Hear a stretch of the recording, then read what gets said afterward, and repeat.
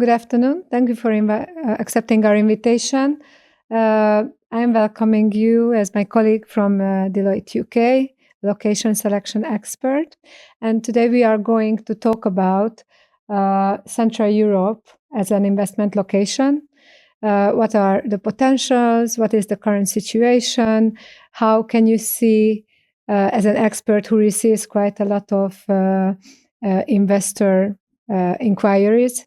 So that's what we would like to understand from you this afternoon.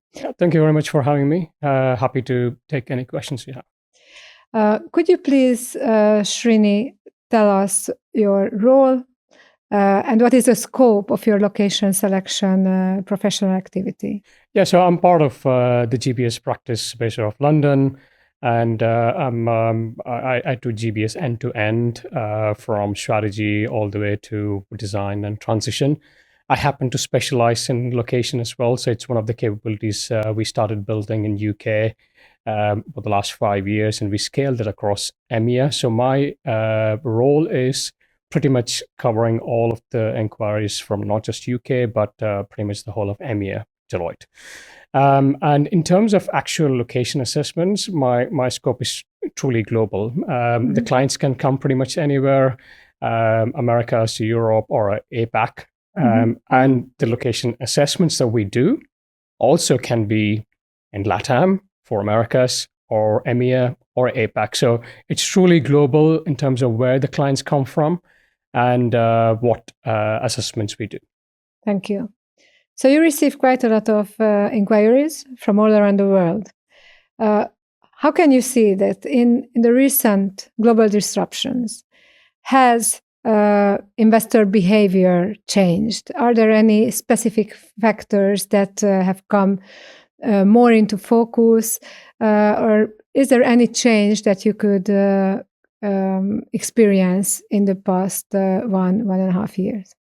Yes, I mean, look, global events, they change and shape the businesses every day, adding more risks. And in some way or the other, businesses find a way to mitigate those risks, to come out of it.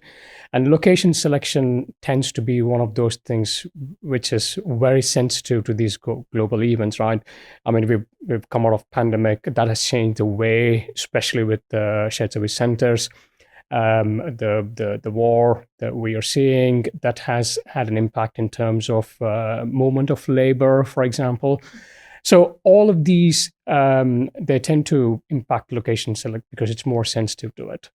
In terms of the actual mitigation of risk, while it is sensitive, it is also an opportunity to mitigate those risks. So I tell my clients that if you get the location right, it will minimize not only your delivery risk in terms of standing up a center successfully with fewer challenges, it also minimizes your operational risk because, I mean, once you stood up a center, you want to run quite successfully for a number of years to come while still managing to keep the promises you make to your business, because at the end of the day, a business service center makes three key promises, right? One is delivering the services at a lower cost. Two is delivering high quality services. And three is control. Two of those is directly controlled by choosing the right location. So you want to be able to run that center for long. You want to scale it up. All of those things is successfully mitigated by location selection and getting it right.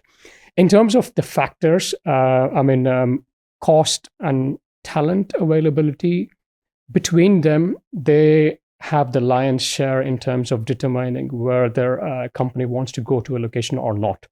So between them, they have the lion's share. Almost 70 to 80% of the decision is based on those. They are non-negotiables. So if a company during the process of selecting a location, they don't get the assurance that they can get the right talent for different skills, different levels, in the short and medium term, but also longer term, because they might start with finance, HR, IT, but they might have plans to scale that center to add more services in the later stage, or they might want to do higher end services in finance, not just transactional stuff, right? So it could be any of those things, but they look for assurance through the process that supply of talent is available, not just right now, but sustainable. So they also look at university and education system because that's what's going to pump more fresh talent into the market. And cost. Obviously, when you select, you want to go where you are able to deliver that cost at a lower than what you are doing right. So these two are absolutely non-negotiable.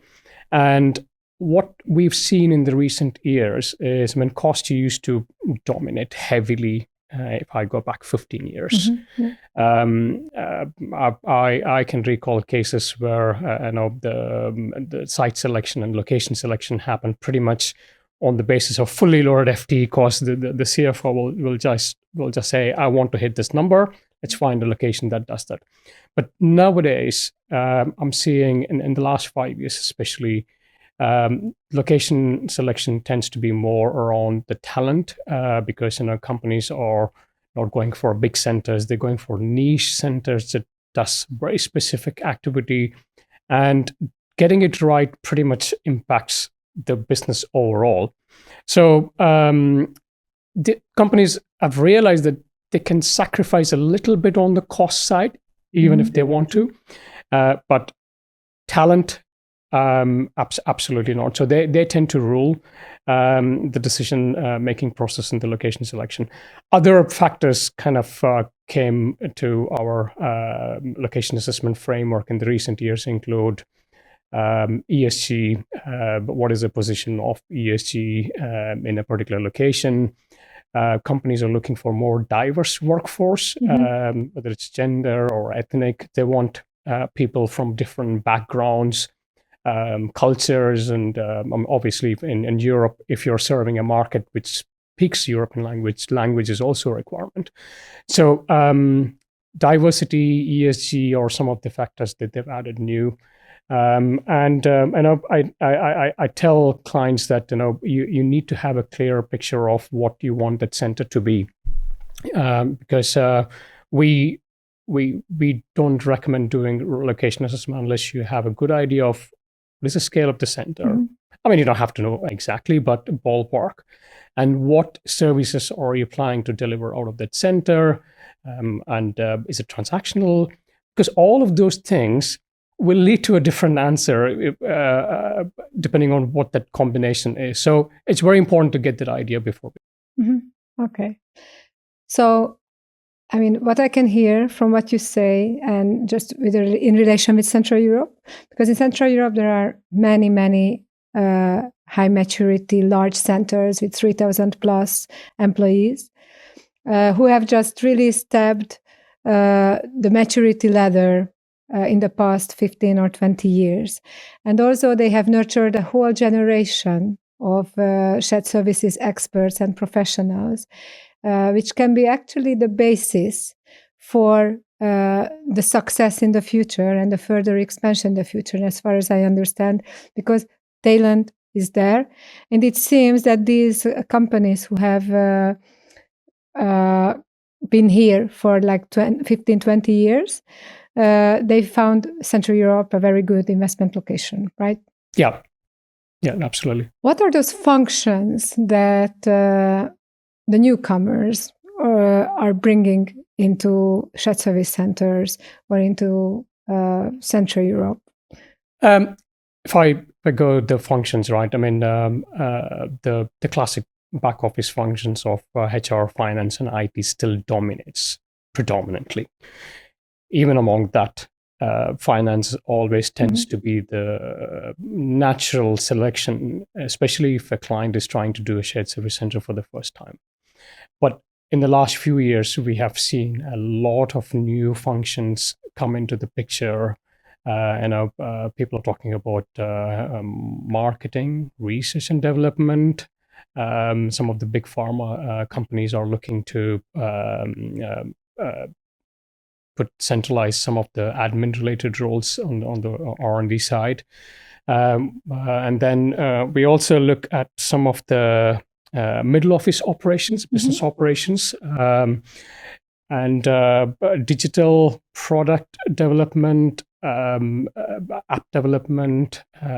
Some companies who are new gen digital first company, they are after talent which is very strong in digital, because they have a certain tech roadmap to deliver over the 5 to 10 years. If they don't get access to the talent, then they're not going to deliver it.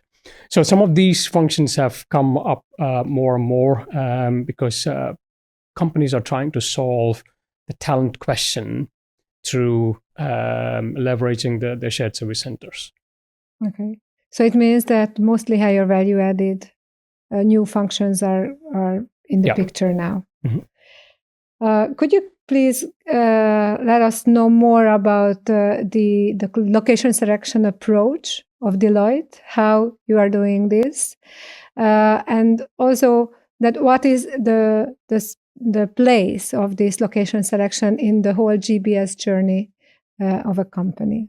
Yeah, so the proposition that we have created is called Location Strategy and Commercials. As the name suggests, it is very much covers all of the elements of GBS strategy.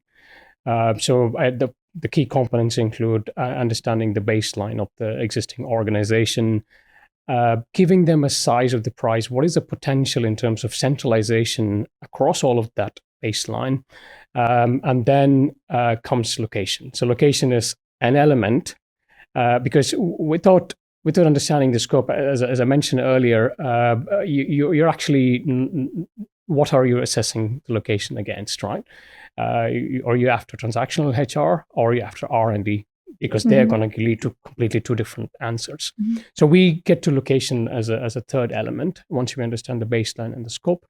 And we also do a little bit of a high-level benefits case. So these are the four key components. And a lot of clients in the recent years, due to the cost pressures they're under, they ask us, tell us what is the size of the price, tell us what is the art of possible if I centralize my functions, which includes HR, finance, and IT, for example, right?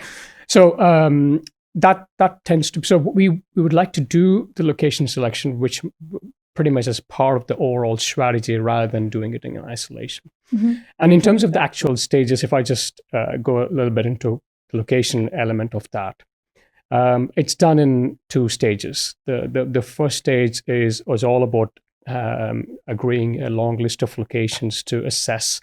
As I mentioned, we assess every location on over 20 parameters. So it's a very data-heavy, data-driven exercise in that stage, which allows client to kind of take an unbiased approach from going from that long list of usually 10 to 12 locations to top 3, right? Then we move on to stage 2, which is more emotional, which is more, it's less and less of data, because that's when the clients, they actually go and visit these locations. They'll have conversations with government agencies, recruitment firms, real estate companies. They will go and visit some of the shared service centers which have been operating in that region for a good number of years. So, and through all of that, they'll try and get a sense of the culture, and continuously during those conversations, they'll assess whether this location and this culture kind of fits within their own organization. So that's why I say that stage 2 is it's a little bit more emotional, and usually the key decision makers, the key leadership is part of that site visits, and then the more exciting part of setting up a center in that location begins. Thank you, Srini, for your thoughts. We will continue this discussion in the second part of our podcast.